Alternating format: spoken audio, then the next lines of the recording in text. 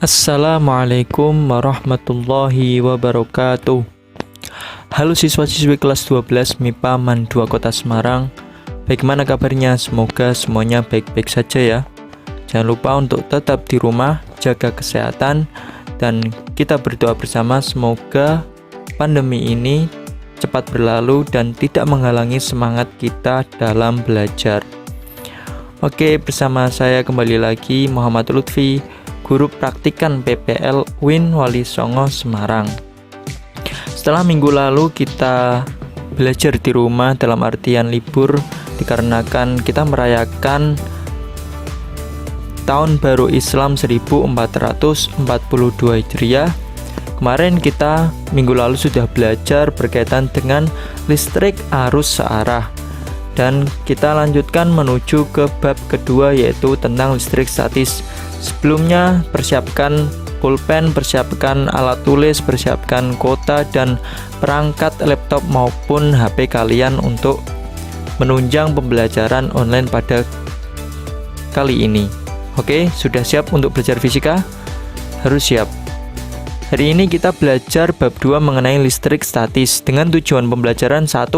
Memahami pengetahuan tentang gaya listrik, medan listrik, hukum Gauss dengan mengamati tayangan PPT dan video yang dibagikan melalui Google Classroom. Yang kedua, mampu mengaplikasikan tentang gaya listrik, medan listrik, dan hukum Gauss. Yang ketiga yaitu mampu bernalar tentang gaya listrik, medan listrik, dan hukum Gauss. Oke, sebelum kita menuju ke pendahuluan, kita melihat video terlebih dahulu intro mengenai supaya kalian bisa paham mengenai gambaran dari listrik statis.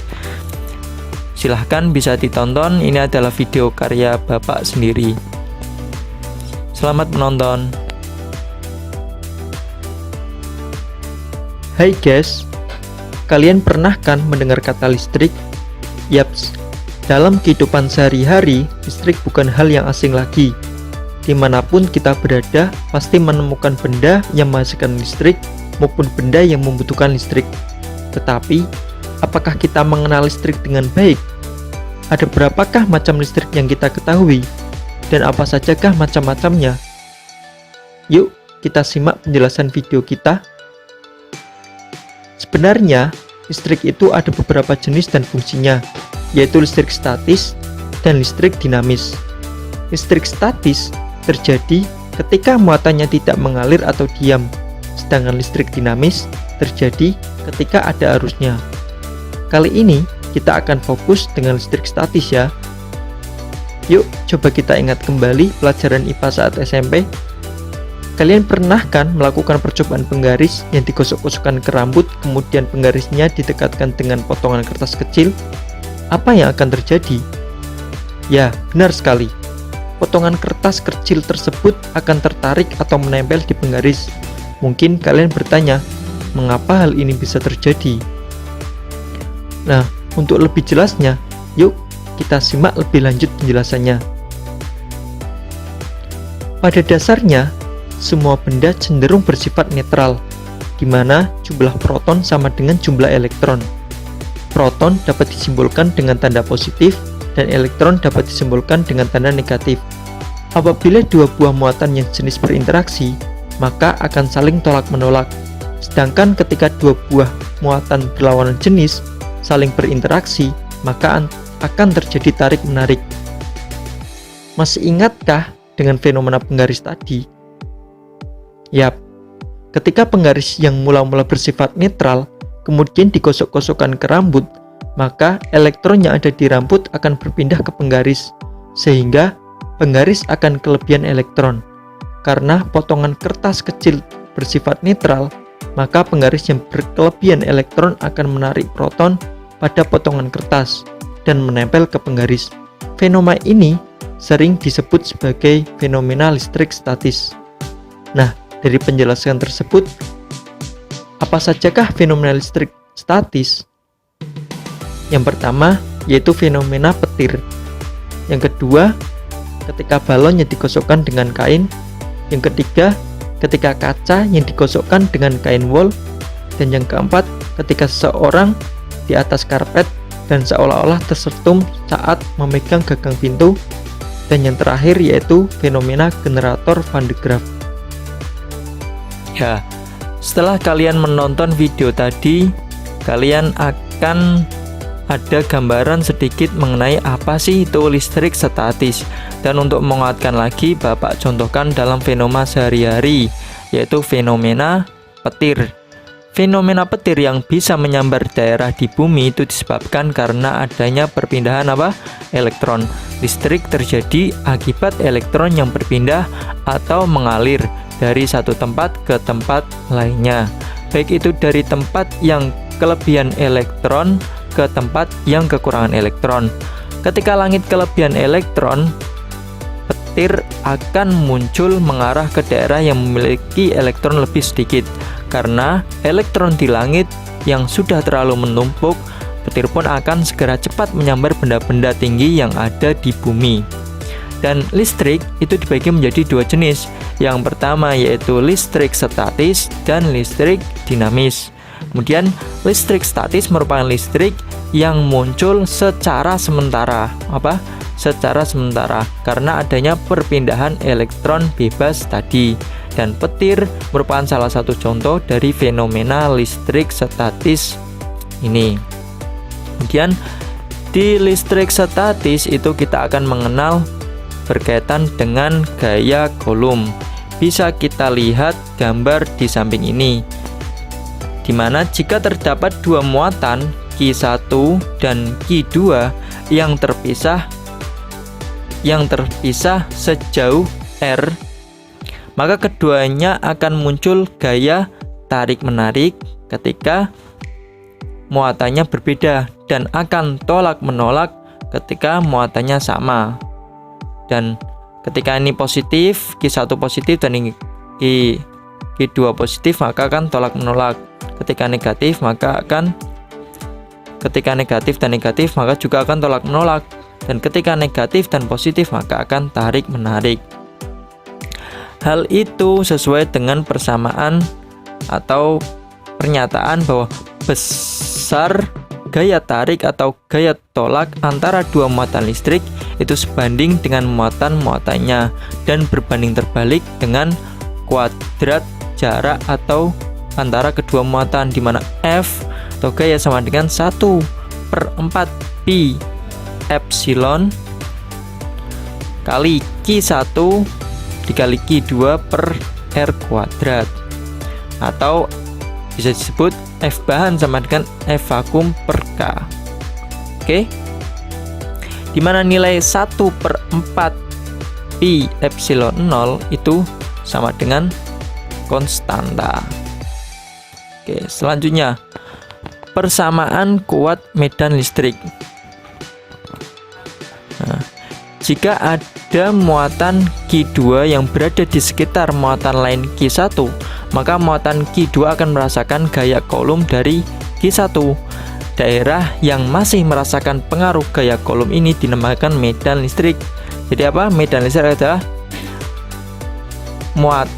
gaya listrik yang terjadi akibat adanya pengaruh dari gaya Coulomb. Dan medan listrik juga didefinisikan sebagai gaya listrik persatuan muatan. Medan listrik digambarkan dengan garis-garis listrik yang arahnya keluar atau menjauh ketika muatannya positif. Ini bisa dilihat, ketika muatannya positif maka garis-garisnya akan mengarah keluar, garis-garis listrik.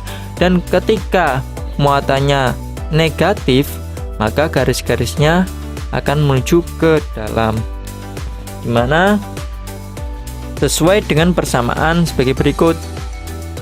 E atau kuat medan listrik di suatu titik sama dengan F atau gaya per muatan uji atau Q0, mana E sama dengan K Q per R kuadrat, atau E sama dengan 1/4 pi epsilon 0 kali Q per R2. Oke, ini jabarkan, dimana nilai K itu sesuai dengan tetapan Coulomb, yaitu 9 kali 10 pangkat 9 Nm kuadrat per Coulomb kuadrat. dimana K ini diperoleh dari 1/4 pi epsilon 0. Epsilon 0 atau permisivitas hampa udara bernilai 8,85 kali 10 pangkat min 12 kolom kuadrat per nm kuadrat. Lanjut. Dan selanjutnya yaitu persamaan hukum Gauss. Hukum Gauss berbunyi, jumlah garis gaya dari sebuah medan listrik yang menembus suatu permukaan tertutup sebanding dengan jumlah muatan listrik yang dilingkupi oleh permukaan tertutup tersebut.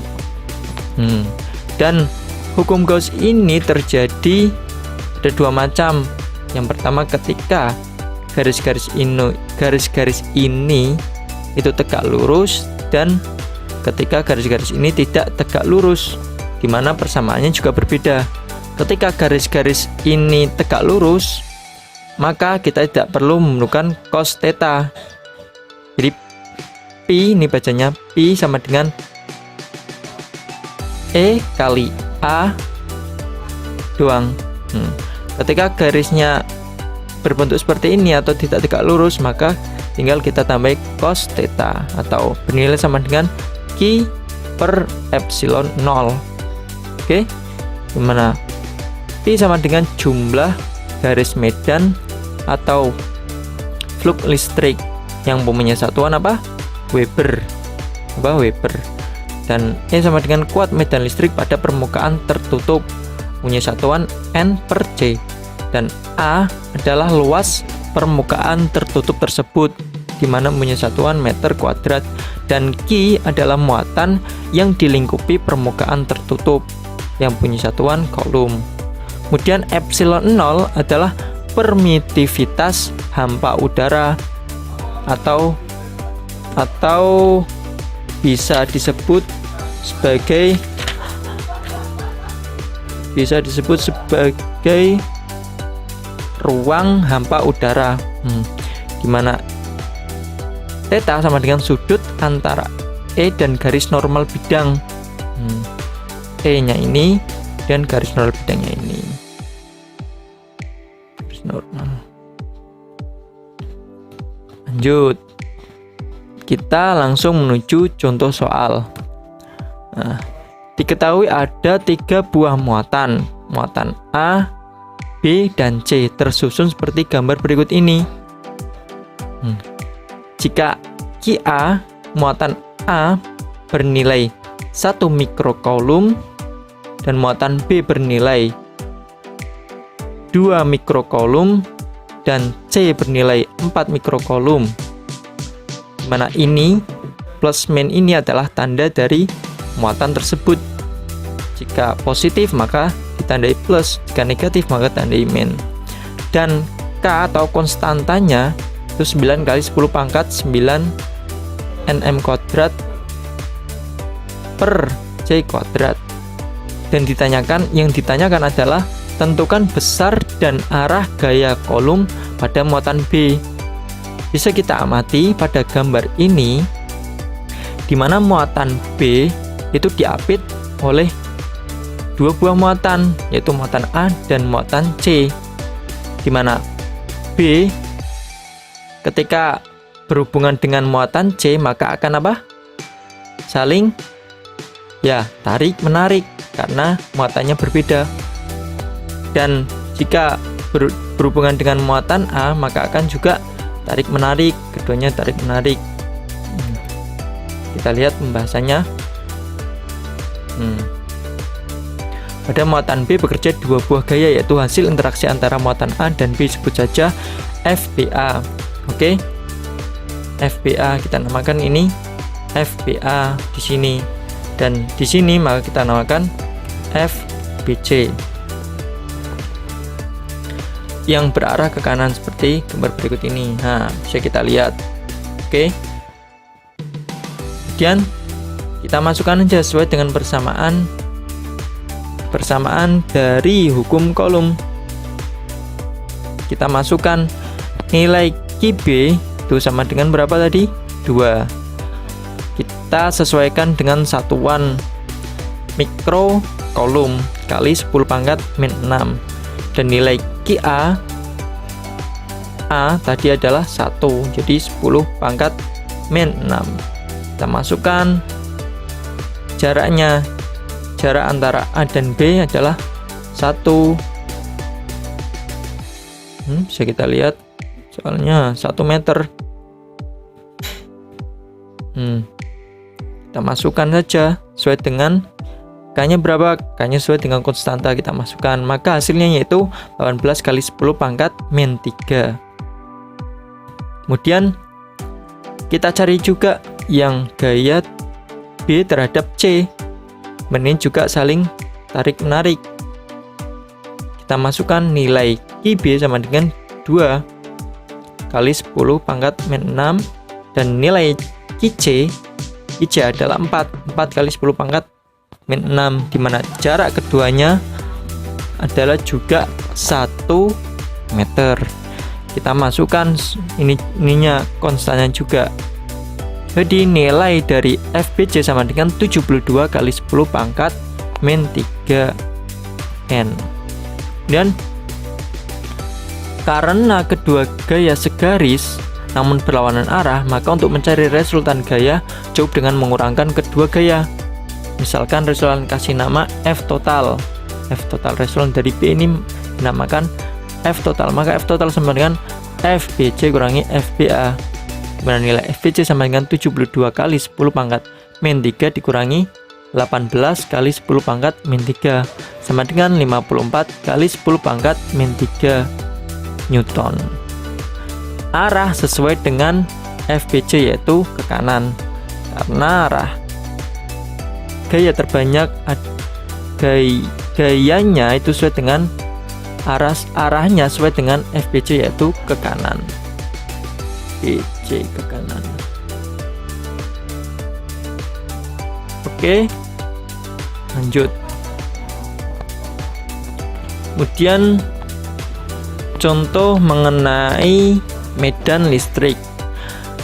Ada sebuah muatan uji bernilai 3 kali 10 pangkat min 5 kolom diletakkan dalam suatu medan listrik. Gaya kolom yang bekerja pada muatan uji tersebut adalah 0,45 Newton. Berapa besar kuat medan listrik pada muatan uji tersebut? Yang ditanyakan apa? Besar kuat medan listrik. Dimana sudah kita ketahui tadi bahwa rumus atau persamaan dari kuat medan listrik adalah apa? Gaya per satuan gaya per muatan. Oke, kita masukkan saja gayanya berapa? 0,45 per muatannya berapa? 3 kali 10 pangkat min 5. Hasilnya 0,15 kali 10 pangkat 5 Newton per meter. Jadi besarnya nih. Oke, lanjut contoh ketiga berkaitan dengan hukum Gauss. Jika terdapat persegi dengan panjang sisi 20 cm, lalu bila sebuah medan listrik homogen sebesar 200 Newton per kolom ditembakkan ke arahnya dengan arah yang tegak lurus bidang persegi tersebut, yang ditanyakan berapa jumlah garis medan listrik yang menembus bidang persegi tersebut atau flux listriknya berapa. Bisa dilihat bahwa di sini flux listrik yang ditanyakan itu